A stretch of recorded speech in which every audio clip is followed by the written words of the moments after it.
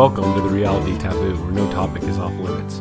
It's September 13th, 2025. Jeff is currently working on making some adaptations to the phase distorter to allow it to, instead of just going forward in time, go back in time so that we might fire back to the 60s and 70s to try to immerse ourselves in the context of the times when assassinations and bombings and other acts of domestic terrorism were a mainstay of life, because it increasingly feels like that is where we are headed now. There are several aspects of the Charlie Kirk assassination that merit comment. Viscerally, it evokes in me the famous quote from H.L. Mencken: "Every normal man must be tempted at times to spit on his hands, hoist the black flag, and begin slitting throats." That was a sentiment I felt echoing in my own social network. People who are not particularly politically or culturally engaged on most things sent me messages out of the blue about how angry they were about what had happened and how desperately they wanted to respond but felt impotent and inept in being able to do so. Here's FBI Director Kash Patel providing an unintentionally darkly humorous but still understandable response to that sentiment that a lot of people across the country and across the Western world are feeling now. Lastly, to my friend Charlie Kirk, rest now, brother. We have the watch, and I'll see you in Valhalla. A man of subcontinental ancestry, referencing a Nordic pagan conception of a sort of limbo afterlife for warriors, to an avowedly and outwardly facing Christian in the 21st century, is quite the hodgepodge of influences and references, but the sentiment that runs through all of them is recognizable and it does resonate. And if he had it in him, this would be the Red Caesar moment for Trump, if he were only willing to seize it. He could use the NSA intelligence apparatus to dox and prosecute every social media account and person publicly celebrating the murder for providing material support for terrorism. And the fact that that is legally dubious, well, who cares? Certainly not the left when it comes to weaponizing the law. We've talked about how Bukele in El Salvador has drastically cut down on crime by effectively not only tracking and incarcerating criminals, but also tracking their networks and cutting degrees of separation from those criminals off as well. And the same sort of blanket approach could be taken with the violent, nihilistic Antifa types who are making sport of what has happened and promising future occurrences to be celebrated. Donald Trump isn't going to do that. He doesn't have it in him. He's been the same figure that he is today, with a few more pounds and a few more wrinkles, for the last 50 years. He's not going to change at this point and become the authoritarian strongman that the corporate media has spent the better part of a decade promoting and portraying him as.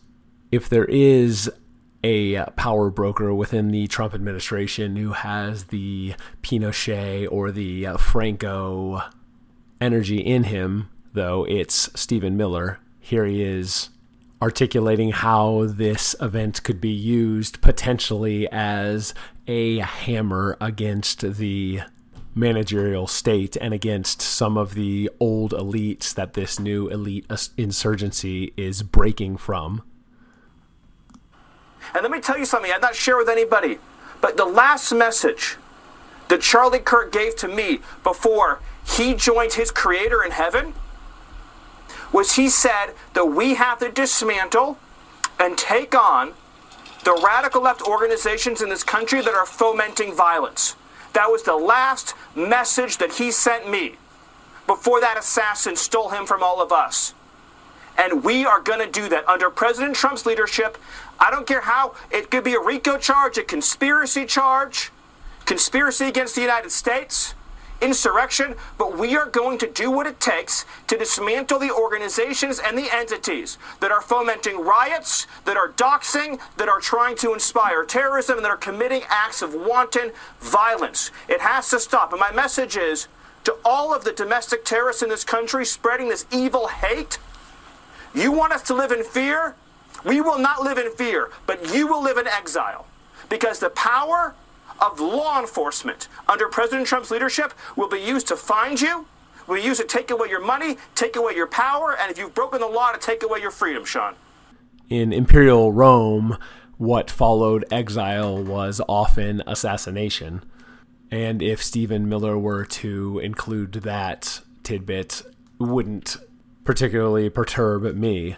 As for the understandable response that building up the power of the panopticon AI undergirded state is inevitably going to result in the apparatus of the state being turned around on Heritage America, on the new barbarians, and that advocating for this sort of aggression against elements of society that are homicidal and inherently discivilizational, I think it's obvious that no precedent is needed. Nothing needs to be set. There's no precedent that needs to be set to have them cheer the assassination attempts against President Trump, or say cheer and celebrate the assassination of Charlie Kirk that just occurred this week, or to railroad Derek Chauvin or Daniel Penny or Kyle Rittenhouse or Nick Sandmann or any of the other countless high-profile weaponizations of the legal system and the managerial state to crush figures that are deemed to be inherently problematic or deemed to be somehow obstacles to the power structure.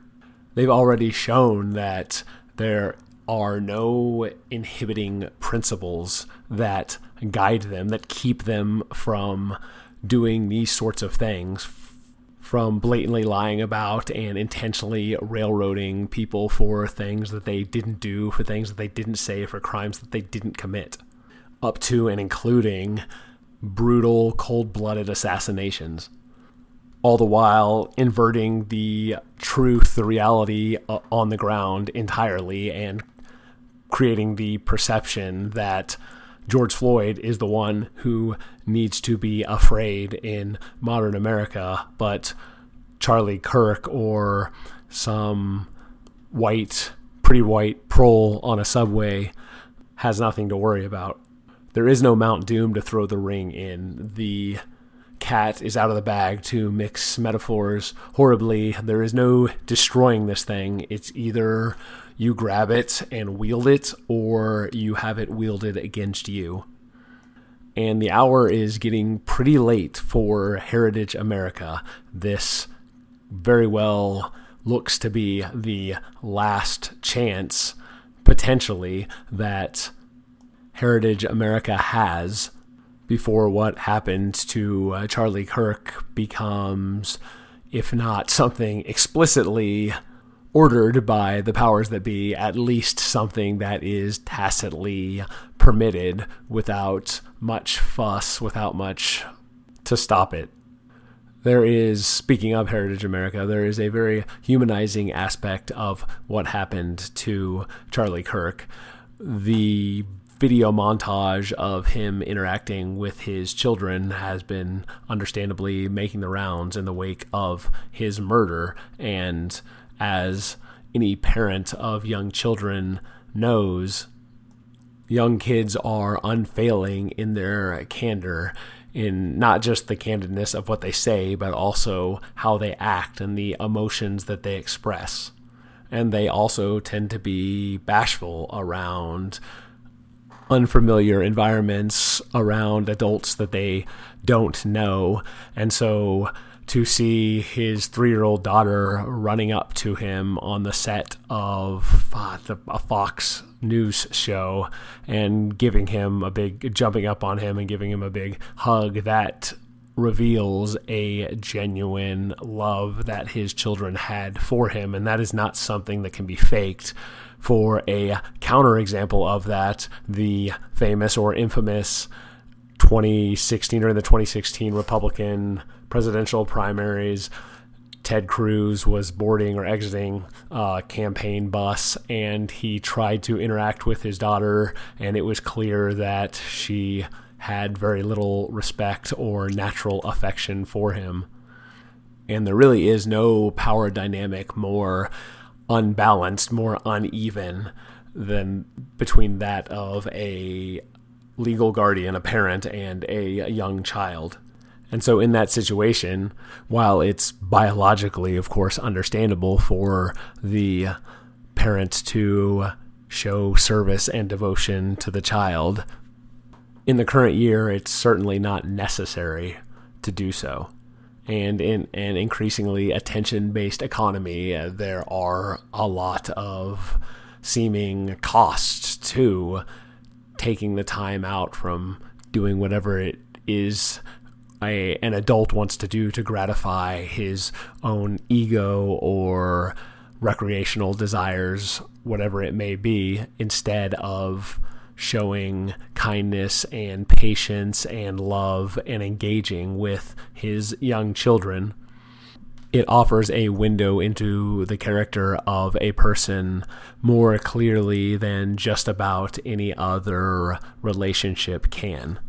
No matter what else a man has going for or against him, if he can open up the front door coming home from a day of work and his children drop what they're doing to run up and grinning ear to ear, give him the biggest hug they can muster, it's evidence that he is doing the most important thing right.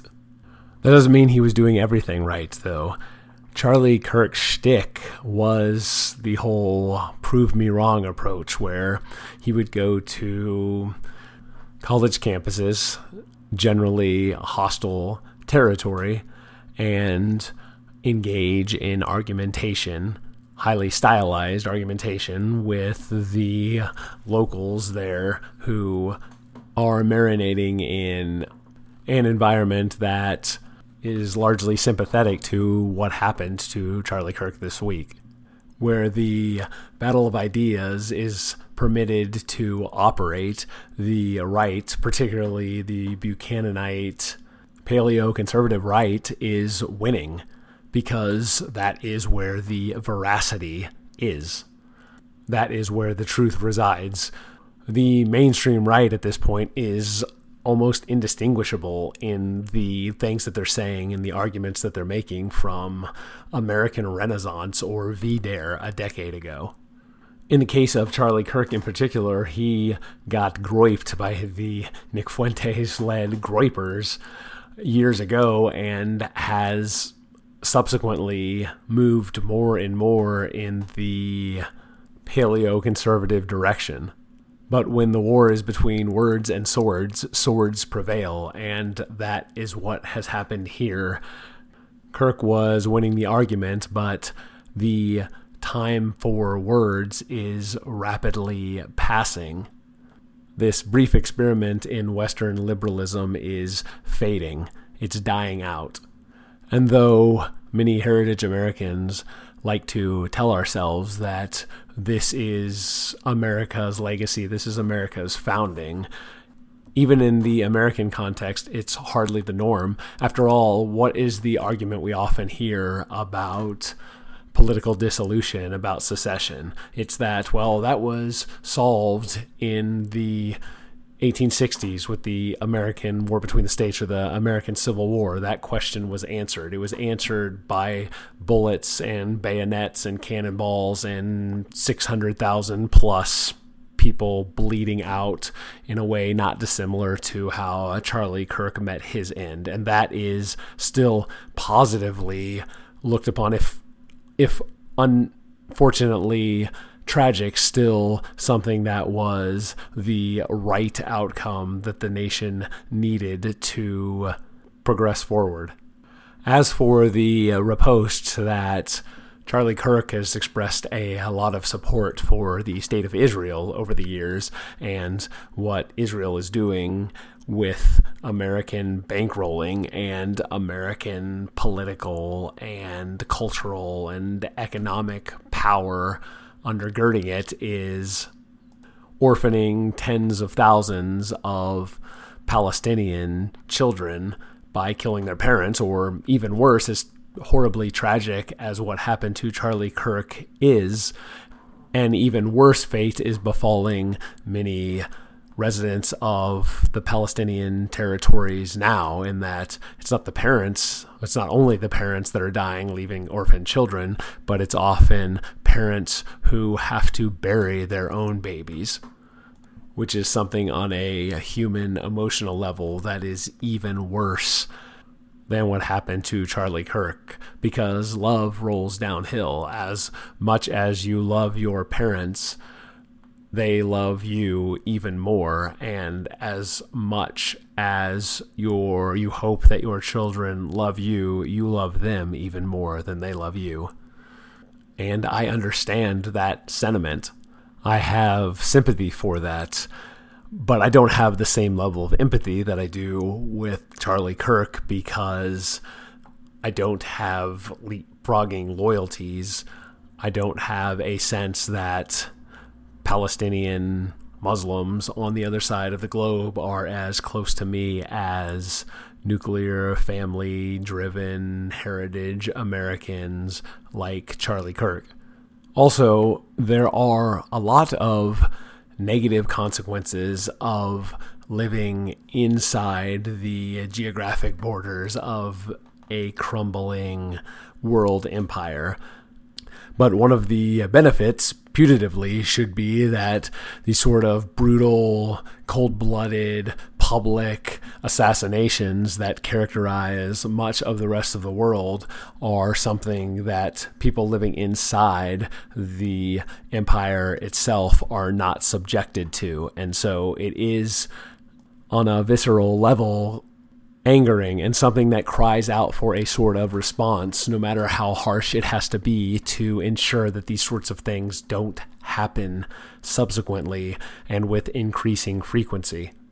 Practically, what this means is prominent political and cultural shapers, or influencers as the common parlance would have it, are going to need to conduct their interactions with the public through a lot of screening and increasingly indoors. And if forced to do something in an open air area, to adopt a Vatican model of putting the speaker behind thick, bulletproof plexiglass. After Tucker Carlson, Charlie Kirk was probably the second most prominent, influential member of the American right, broadly defined, up there in the same category as Candace Owens or Matt Walsh, Nick Fuentes. If any of the people at that level appear in public openly in the future, while it might be commendable in some way, it is also, I think, increasingly inarguably reckless to do so. These high-profile targeted assassinations, one reason I am confident in the regrettable prediction that it will get much, much worse before it gets better, is something we find in data. We'll take a look at a couple of UN's review posts here about express support for political violence. by any means necessary, to use a Malcolm X phrase, or as this set of polling surveys captured it, quote, "To achieve my idea of a better society, violent acts are acceptable," unquote. This was from a few years back from a Reuters Ipsos poll with a sample size of over 12,000, and responses were able to be broken down by age and sex and political orientation. And the thing that jumps out immediately is among adult men under the age of 30, so between the ages of 18 and 29, a staggering 38% agreed with that idea that to achieve my idea of a better society, violent acts are acceptable. So more than 1 in 3 men under the age of 30 supported the tactic used against Charlie Kirk here, at least on the theoretical level. Among men in their 30s, 29% support violent acts as an acceptable way of achieving the kind of society that they want. It drops off to just 15% of men in their 40s, to 7% of men in their 50s, and to 4% of men aged 60 and older. And a similar pattern emerges for women, albeit at a much lower percentage, with no age range of women crossing the 10% threshold of support for violent acts.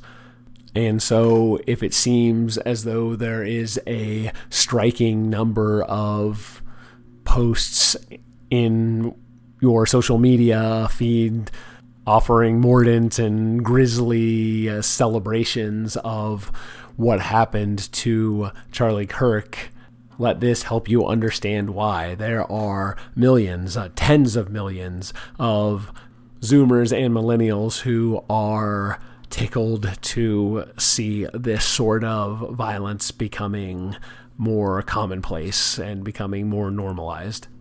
America's shifting demographics also play a role to the same question of achieving my idea of a better society through the use of violent acts.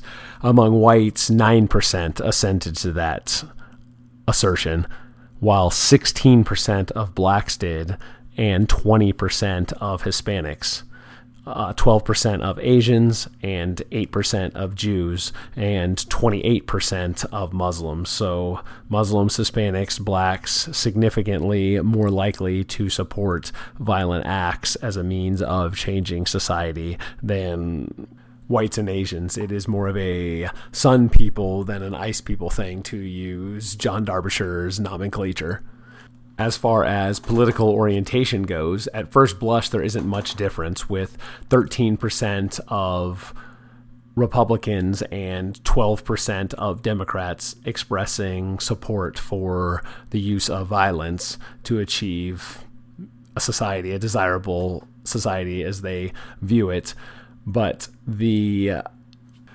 just looking at political orientation as a binary question doesn't get to the heart of the issue. Among those who self-describe as conservative, breaking that conservative label down into 3 categories: leaning conservative, being moderately conservative, or being very conservative. Among those who just lean conservative, 8% support the use of violence. Among those who describe as moderately conservative, 10% do. While among those who self-describe as very conservative, some 23%, so almost 1 in 4 of those people who say that they are very conservative, find the use of violence as a means of changing society to be something that's acceptable. And this is mirrored almost perfectly on the left side of things. For those who self-describe as leaning liberal, 8%, same as the percentages who lean conservative, are fine with violence being used. Among those who are moderately liberal, again, 8% support the use of violence. But among those who are very liberal, some 21%, so more than 1 in 5. And so it is, in both cases, it's the tail ends of the distribution, those on the, quote, fringes, unquote, although there are tens of millions of people who fall into that fringe category. And as the material conditions in the West continue to deteriorate, and I suspect that they will, for reasons that we have discussed previously, most especially because of the decreasing purchasing power of the US dollar and the inevitable severe disruptions that the US dollar losing its status as the world's reserve currency, what that will mean. What we've already begun to experience it, but what it's really going to mean when the ability to purchase all of the things that are produced outside of the United States, as that ability declines rapidly, the dislocations and the suffering that are going to be experienced inside the borders of the U.S. are going to push more people on the right from leaning and being moderately conservative to being extremely conservative, and same thing for those generally on the left. There will be Bill Maher liberals becoming John Brown Bolsheviks. There is a stark educational divide as well. Looking at these numbers, for those under the age of 30, for those who have a 4-year or more college degree, a truly staggering 48%, so nearly half, say that achieving a better society through violence is acceptable. Among those who don't have a secondary educational degree, just 14% of them support violence.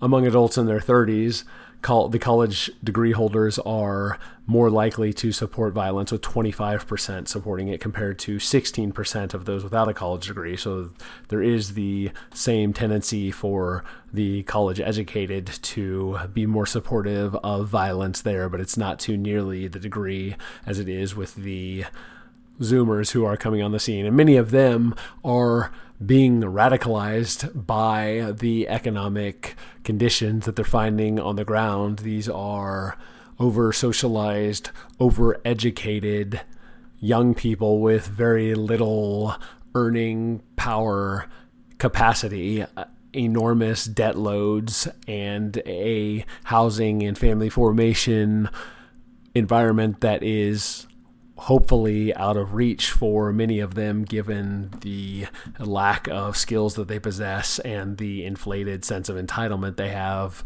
having made it through college.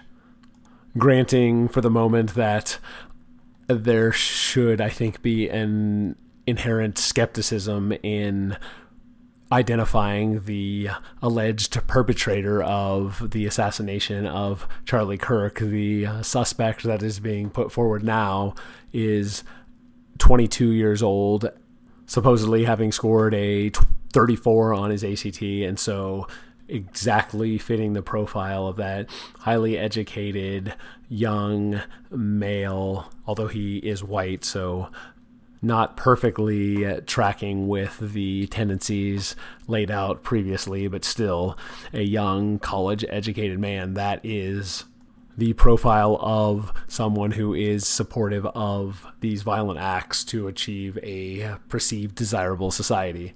And then, interestingly, for those over the age of 40, the educational divide flips.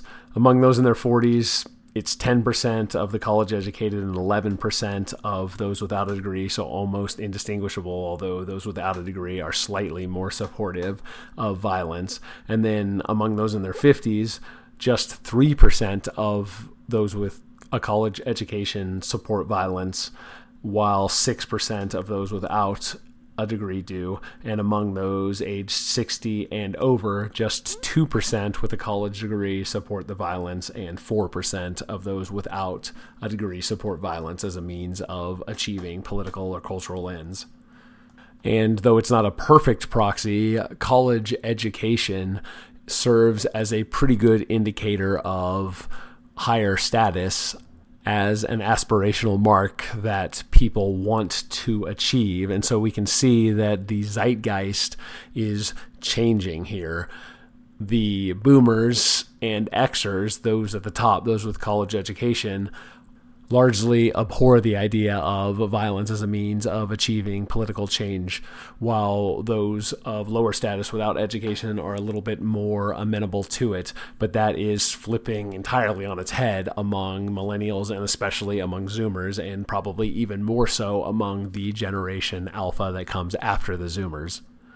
I referenced earlier Jeff working on the phase distorter this week to try to go back and look at a period of history in America where violent acts of terrorism and bombings and assassinations were far more common than they are now. We have a long way to go before we reach the levels of violence on the streets and in public places that characterized the mid-late 60s and the early 70s.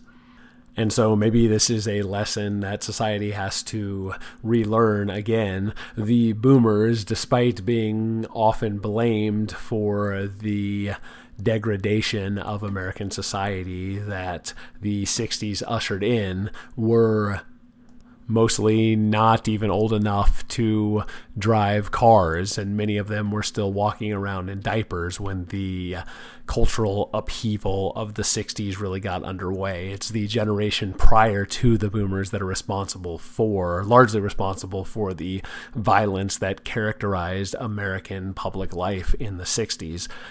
And it was the boomers who really came of age and began to control society in the Reagan years of the 80s, where the mantra was peace through strength and public order being maintained by the state, and a condemnation and aversion to the kind of political violence that was commonplace a couple decades prior.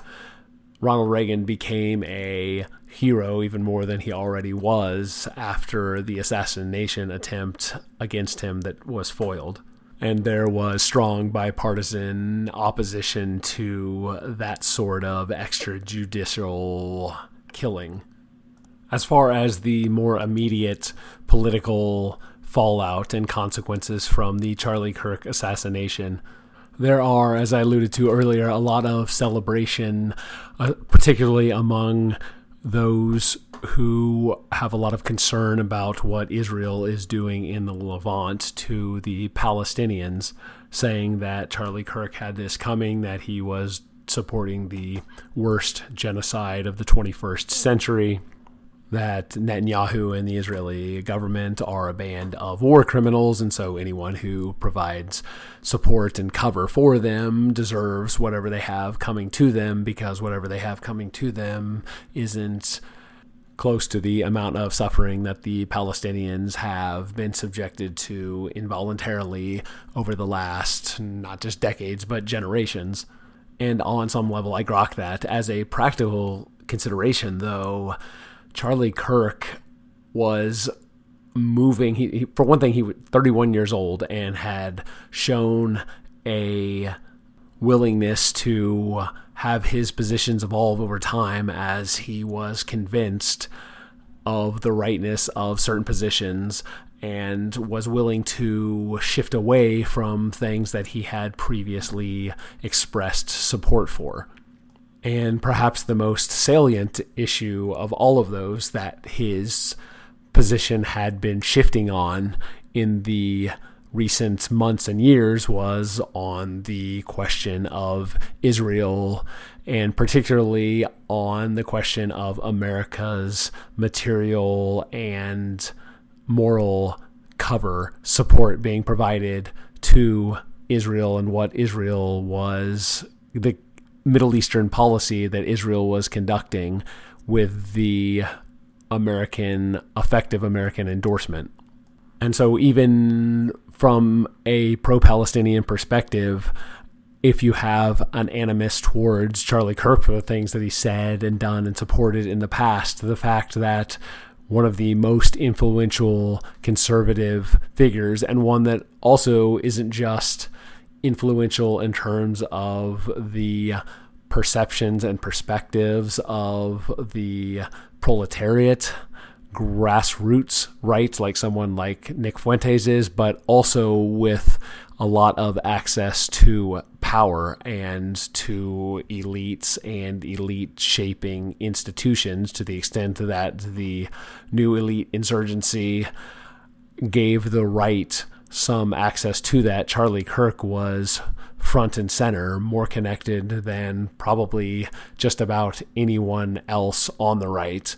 After Tucker Carlson got booted from Fox News and Candace Owens had her relationship with the Daily Wire severed, Charlie Kirk had the largest organization that Republican Congress people and conservative big money donors were interested in and connected to and had an open line of communication with. And he was shifting on Israel. Here is a clip from Charlie Kirk's last interview conducted 2 days before he was killed with Ben Shapiro, another prominent figure on the mainstream right whose devotion to Israel is, if anything, as unbelievable as it might sound, whose support for Israel has, if anything, only intensified over the last several years. Here's an especially illustrative clip from that interview. We've pushed back against the media on COVID, on lockdowns, on Ukraine, on the border. So maybe we should also ask a question. Is the media totally presenting the truth when it comes to Israel? Just a question, that maybe we shouldn't believe everything the media says, because I know I've been conditioned to ask a lot more critical questions over the last couple of years. So, Ben, some people would accuse Israel of wanting to ethnically cleanse. Some people in the Israeli government are saying, again, it's all over the place, right? You have opinions all over. In your opinion, what would a good outcome 5 years from now be, and how does one respond to the claims of ethnic cleansing? On Patrick Bet-David's show, Charlie Kirk expressed another thought that is largely verboten among the Israeli first segment of the MAGA movement, namely that while the October 7th attack probably wasn't a false flag, it was a green flag operation, which is one in which the precautions to preclude a tragic event from occurring are not taken because the event occurring is deemed to be beneficial by the power structure that allows it to occur. And that, if I had to put my money on it, if I were forced to bet, that's where my money would go. I'm not willing to go so far that saying that Netanyahu knew or there was intelligence here, but I think some questions need to be asked. Was there a stand down order? Was there a stand down order? 6 hours? I don't believe it. Israel's the size of New Jersey. When I took a helicopter ride from Jerusalem to the Gaza border, it's 45 minutes. Wow. 6 hours. They're live streaming the killing of Jews. Did somebody in the government say stand down? That is a legitimate, non-conspiracy question. The whole country is the IDF. The whole country is. Yeah. And you're trying to tell me that they're going to concerts and kibbutzes and schools? Kirk is making the transition in front of the world in real time, and that was a transition that didn't show any signs of relenting. And in fact, now the Gray Zone is reporting that Charlie Kirk privately was expressing all kinds of concerns about what the Netanyahu government and the pro-Israel lobby in the United States was going to do to him, that he was offered money for Turning Point USA, a large amount of money from Zionist donors, and he turned it away in concert with this shifting position on Israel. And as it turns out, rather than being too conspiratorial, maybe he was still too naive. I'm agnostic as to whether or not it is plausible that the Israeli government pulled this off, but it certainly is conceivable. It's not totally beyond the realm of possibility, and it does seem to be quite advantageous for the Israeli government that Charlie Kirk went out when he did, and Netanyahu, never one to let a good crisis opportunity go to waste, has publicly celebrated Charlie Kirk as a great friend and a great friend of Israel, and his death as a tragic loss, and also, wouldn't you know it, also an example of how the pro-Hamas factions in America and in the Western world more generally are out of control and are killing people right and left and need to be dealt with, and therefore MAGA and MAGA are effectively the same thing.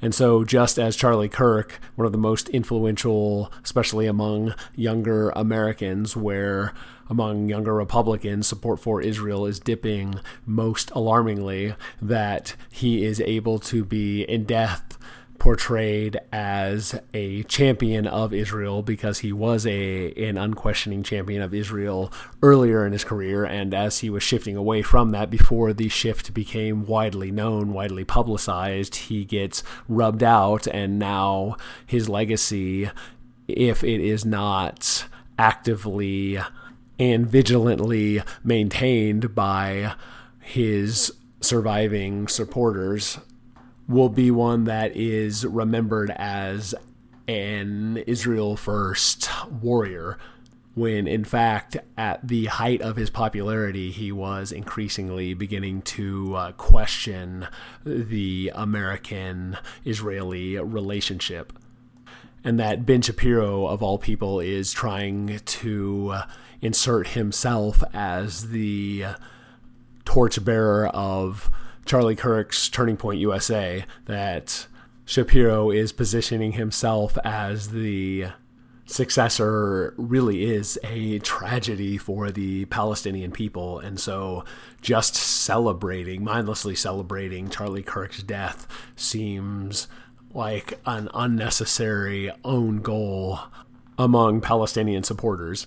There were a few other topics that I had initially planned on talking about earlier this week, but the assassination supplanted those, so I'll run through them briefly here. The last recording we had, we talked about a letter from some Catholic bishops about how important it was for good Christians to allow migrants to come to their countries, and that it was duty of good Christians to support and welcome them on the grounds of compassion and mercy, sentiments that were echoed by the Pope himself in a public release saying effectively the same thing, that the migrants are hardworking and they make their receiving countries better and they pay taxes and contribute to the community and blah, blah, blah, blah, blah. Well, what I think a good Catholics should do is call on these bishops and call on the Pope himself and ask them about the Sikh truck driver Harjinder Singh. Man, time flies quickly in the 24/7 news cycle world, but this is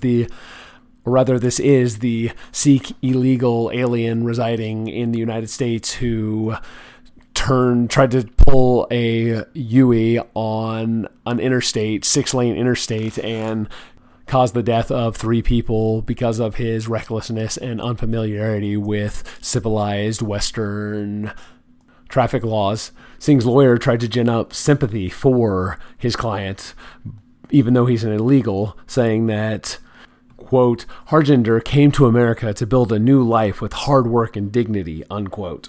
Well, good believing Catholics should ask those bishops and the Pope, the head bishop, if the effective murder, or at best recklessly created manslaughter that Singh is solely and totally avoidably guilty of, that he caused, is that pain and agony and suffering of the 3 Americans who needlessly died and the ripple effects through their community that it had.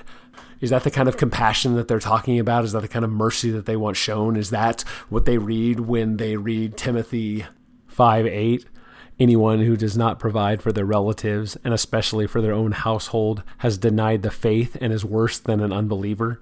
Because the kind of people that the Pope and these bishops are voicing support for in violation of laws and sovereignty and common sense and scriptural injunctions, that those people that they voice support for, that they've taken their position of power to advocate in favor of, those people why that American family is now irrevocably destroyed. It didn't have to be that way. God didn't want it to be that way. In Genesis, God scatters the nations and makes them separate, intentionally reacting against this sort of idea that there is one global humanity that all lives under the same laws with the same culture, where people can freely move between borders, and that nations and countries and peoples and ethnicities don't exist. And instead of just acceding to these ridiculous clowns who are effectively advocating for the suffering and death of those they're supposed to be most responsible for, that's supposed to be their first order of concern, those closest to them, they shouldn't be allowed to get away with it without having to answer for the things that they have said, the evils that they have put forward as inverted good. And since we're talking about religion and God and Christianity, Tucker Carlson had someone named Lee Strobel on recently, who was previously an atheist who became an unapologetic Christian who allegedly documents empirical evidence for divine intervention and miracles and the like, and is a believing Christian. Make of that what you will, but what got my goat a little bit, especially with people like this who present themselves as airtight investigators of the facts as they find them, he asserted in the context of a conversation about children having near-death experiences and reporting, after making it on the other side, reporting visions of interactions they had with angels. He mentions the story of a child who said that he had interacted with an angel upon almost dying, and his parent asked about the angel and the wings and if he flew over, and the kid said, oh no, he didn't fly over, the angel didn't have any wings. And then Lee Strobel said that angels are never depicted scripturally as having wings, and that is just a modern Hollywood bit of artistic licensing. And the takeaway, of course, is that this child couldn't have possibly been lying or hallucinating or whatever, and he wasn't just being guided by his parents, because his parents talked about how the angels had wings, and he specifically said that no, the angel didn't have wings. And because he hadn't been infected by the modern conception of angels as these creatures, these winged creatures, that it was strong evidence of the veracity of this interaction. Far be it from me to deny what the child experienced, but as far as the Strobel claim that angels are not depicted scripturally as having wings, that's just blatantly incorrect. Here is Isaiah chapter 6, verses 1 through 3. In the year that King Uzziah died, I saw the Lord, high and exalted, seated on a throne, and the train of his robe filled the temple. Above him were seraphim, each with 6 wings. With 2 wings they covered their faces, with 2 they covered their feet, and with 2 they were flying, and they were calling to one another, Holy, holy, holy is the Lord Almighty, the whole earth is full of his glory. The seraphim are incidentally the highest order of angels mentioned in Scripture, the ones who are closest to God. And finally, the killing of the Ukrainian refugee in North Carolina, Erna Zarutska, at the hands of a repeat criminal young black man. On the one hand, it is encouraging to see corporate media on the right, like Fox News and the New York Post, making a spectacle of this horrific killing, as far as that being indicative of some sort of sea change in the way that crime is dealt with vis-a-vis the racial consequences associated with it in America. I am far more skeptical, because it's hardly a novelty, a new revelation to people across the Western world, be they white, black, or other, that blacks behaving badly is something that everyone needs to be aware of, and that black crime is not something that is no more or less frequent than crime from other racial groups. Everybody knows this. Everybody has known this. It doesn't take Fox News banging on and on about it for Americans to know that MLK Boulevard in any major urban area is not a place you want to be when the sun goes down, and that you need to have maximum situational awareness when you are around young black men, especially those who are behaving erratically or displaying other outward signs of social dysfunction. But Paul Kersey has been documenting case after case, countless case after case after case of this. This horrific case is remarkable in that it was captured so clearly on video, and the image of Zarutska just moments before she expired is so hauntingly memorable. But in terms of the heinous, violent act itself, it is not especially uncommon at all in America. It happens hundreds of times a month across the United States. Maybe I'm incorrect, maybe I'm overly black-pilled, and this will actually lead to some real changes on the ground. After all, it was a maximally sympathetic case, and that it was a white, fertile woman, and also a white refugee, and she's working class, and so she is maximally sympathetic as a victim. And that's driven home, morbid pun, not really intended, by the fact that she is stabbed multiple times. And as anyone who has cut themselves with a steak knife will know, that the pain is not immediate with an especially acute cut. It takes a couple of seconds for the nervous system to totally make sense of the stimulus that is coming in. It's not like a burn that you feel immediately and instinctively pull your hand away from. And so you can see those couple of seconds, those horrifying couple of seconds where she still has full cognitive capacity, where she's sort of horrified by what's going on, but she hasn't quite felt it. And then she subsequently bleeds out and expires there on the subway floor. And so it is just an especially brutal, callous scene. But not at all a man bites dog type of story. This is the norm. This is the rule with interracial crime, not the exception. And that has been the case as long as we have records of blacks and whites interacting. And over the generations, it has been talked about openly and then hush-hushed to varying and shifting degrees. A few episodes back, Jeff and I talked about a Time article from the 60s that talked about black crime and the disproportionate violence that blacks perpetrated on non-blacks in terms of how interracial crime was distributed. And this is something that wouldn't have been a surprise to Calvin Coolidge or Abraham Lincoln or Thomas Jefferson or James Rolfe.